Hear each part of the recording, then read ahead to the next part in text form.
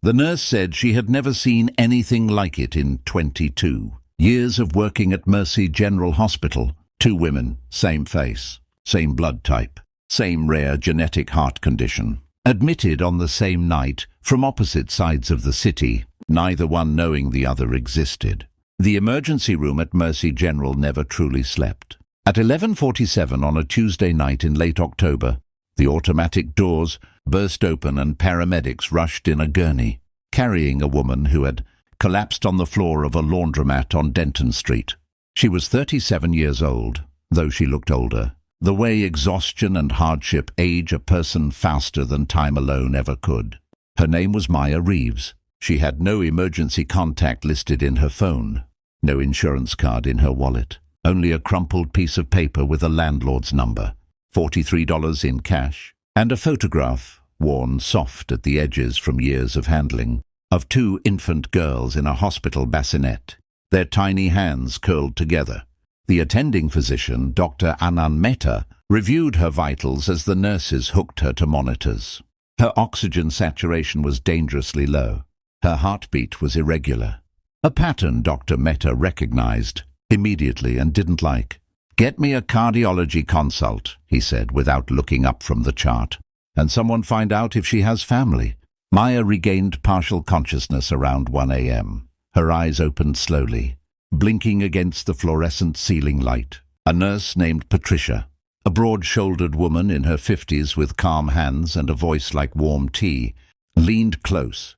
"You're at Mercy General, honey. You're safe. Can you tell me your name?" "Maya." Her voice was barely a sound. Did I fall?" "You did. Your heart decided to cause some trouble tonight. But we've got you." Patricia squeezed her hand.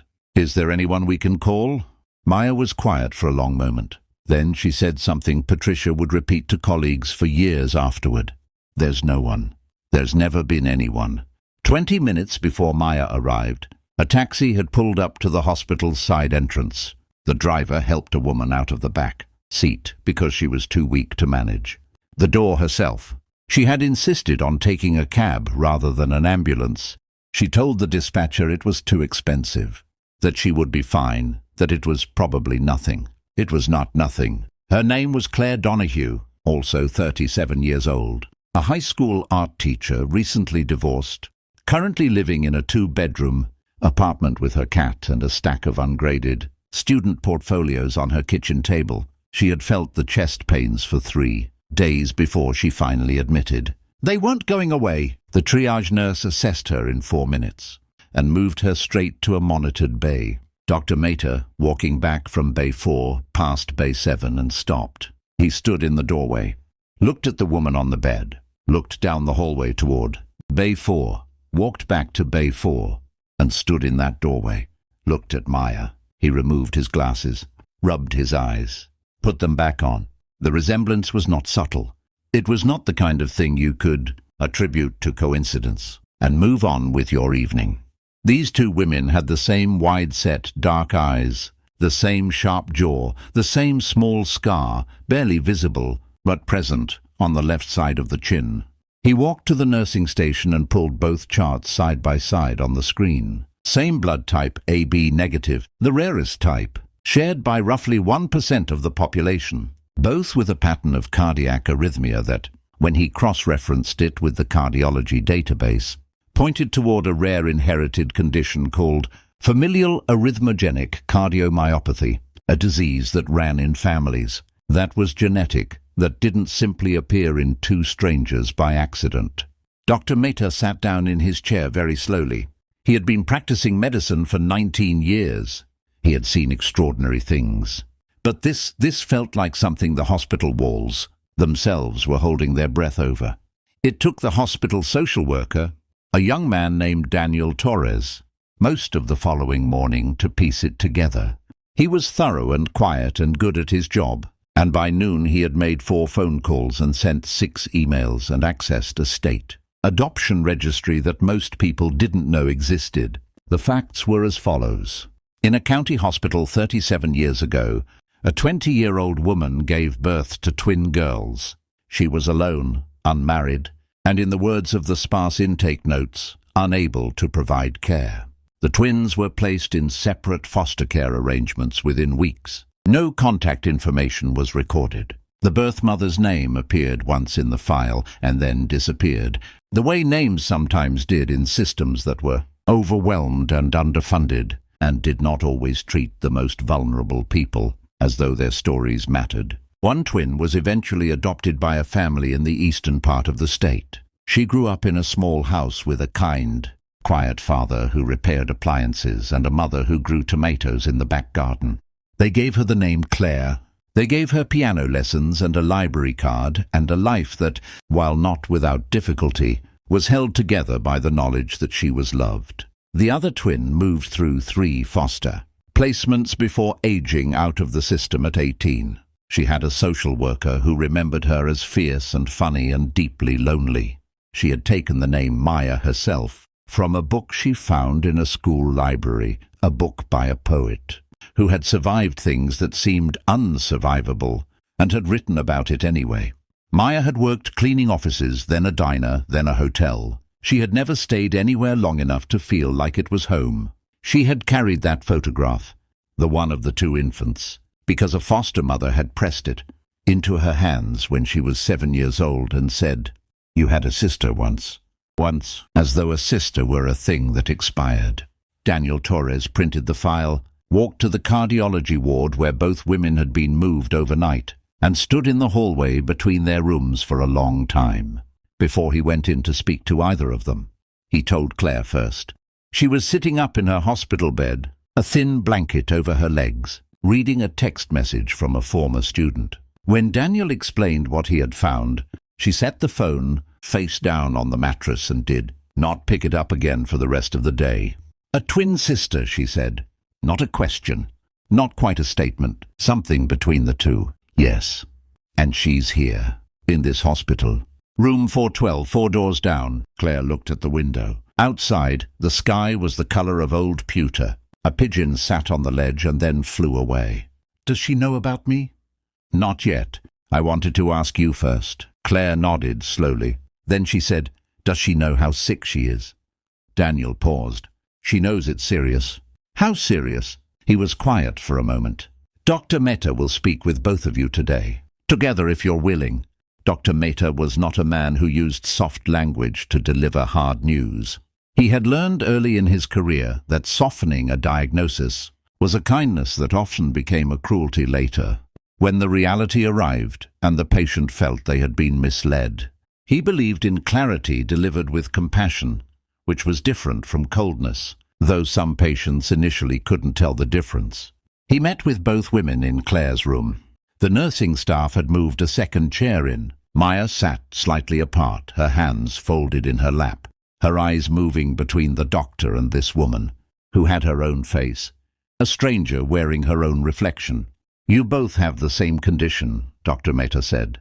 "It's genetic. It was always there, dormant, waiting. The stress of your lives, financial in your case, Maya, emotional in yours, Claire, likely accelerated the onset."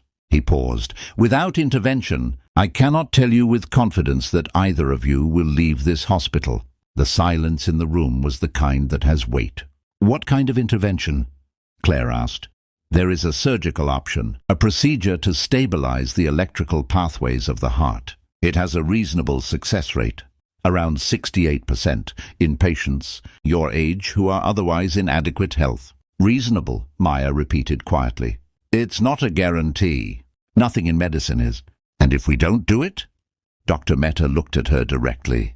"Then we manage your symptoms for as long as we can. But I want to be honest with you. The arrhythmia you both presented with last night, that was a warning. The next episode is unlikely to give you the same window." Maya looked at her hands. Claire looked at Maya. "We'd have the surgery together?" Claire asked. "Sequentially. But yes, here at this hospital with the same team." Another silence. Then Maya said very quietly, "I can't pay for it." Dr. Mehta nodded. "I know. We're working on that." What happened next was not a dramatic gesture. It did not involve a large check or a public announcement, or any of the things that tend to make their way into stories about hospitals. It was quieter than that, and in some ways more powerful because of it. Patricia, the nurse who had held Maya's hand in the emergency room the night before, had gone home that morning after her shift and had not been able to sleep. She had lain in her bed thinking about the woman in Bay 4 who had said there's never been anyone, and about the strange miracle of two sisters in the same hallway, and about the surgery that would save them both if the money could be found. She came back to the hospital 4 hours before her next shift was due to start. She brought a clipboard. She walked to every unit in Mercy General: cardiology, oncology, pediatrics, the nurses' station in the ICU, the surgical prep team, the janitorial staff, the cafeteria workers, and she told them simply what was happening. She did not exaggerate. She did not perform emotion. She just described two women, 37 years old, separated at birth, reunited by a disease they both inherited from a mother they would never know, lying in rooms 4 doors apart, in need of a surgery that one of them couldn't afford. By the end of the afternoon, the hospital's patient assistance fund had received enough internal donations to cover the procedure. Dr. Mehta, upon learning this, sat in his office for several minutes, saying nothing. He had worked at Mercy General for 11 years. He had seen budget cuts and administrative battles, and the grinding machinery of healthcare. Finance reduce human suffering to a line item. He had grown over time a careful distance from certain kinds of hope. Patricia had quietly dismantled that distance in an afternoon. The night before the procedures were scheduled, Maya walked to Claire's room. She stood in the doorway for a moment before Claire looked up and saw her.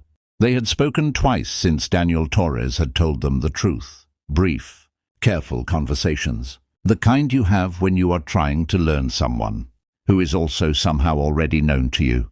"I brought you something," Maya said. She held out the photograph. The two infants in the bassinet, hands curled together. "I've carried it since I was 7. I think it belongs to both of us." Claire took it. She looked at it for a long time. When she looked up, her eyes were bright. "I didn't know you existed," she said. "I mean, I knew somewhere. There was always this feeling of something missing. I used to dream about a sister. I thought it was my imagination." Maya sat in the chair beside the bed. "I knew about you.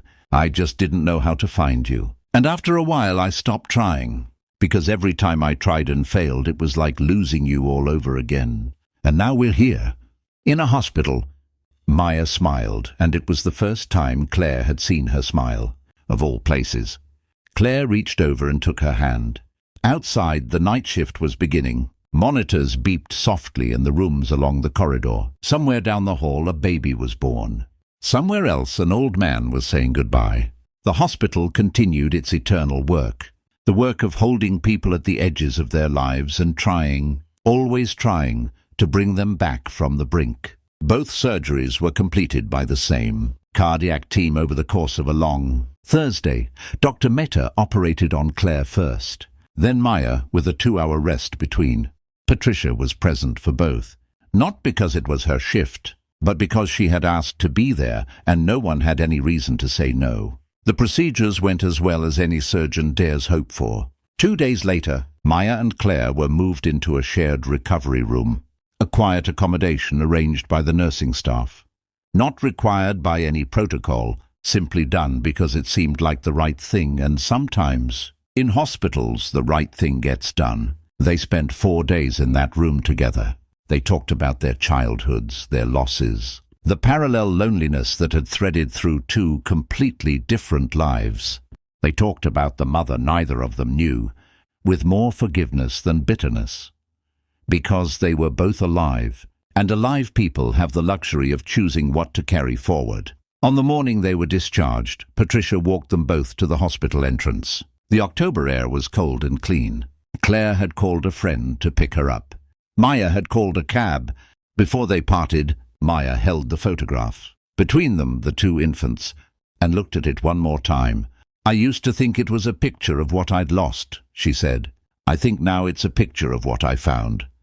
6 months later, Maya was living in the 2nd bedroom of Claire's apartment, paying a modest rent and working at a community arts center 3 blocks away. They were not yet entirely comfortable with each other. 27 years of separate living does not dissolve in an afternoon, but they were learning. They had dinner together on Sundays. They argued about small things. They were slowly becoming sisters in practice as well as in biology. Patricia received a hospital recognition award that spring. She said in her short acceptance speech that she hadn't done anything extraordinary.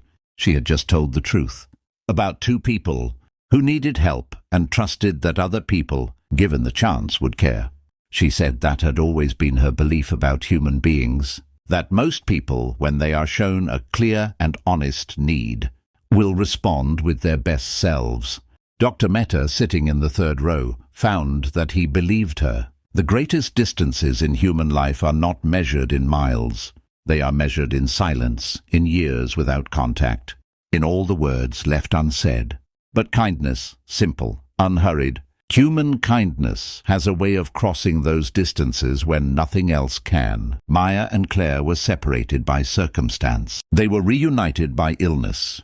They were saved by the people around them who chose not to look away. That choice, the choice not to look away, is available to all of us, every day. If this story moved you, you are exactly why the Soul of Kindness channel exists. Every story here is a reminder that compassion is not rare. It is simply waiting to be chosen. Subscribe to Soul of Kindness so you never miss a story that reminds you of what humanity is capable of at its best. And now we want to hear from you. Have you ever experienced a moment, in a hospital or anywhere, where a stranger's kindness changed everything for you? Or have you ever been the person who chose to step forward when it would have been easier to walk away? Share your story in the comments. You never know whose day your words might change.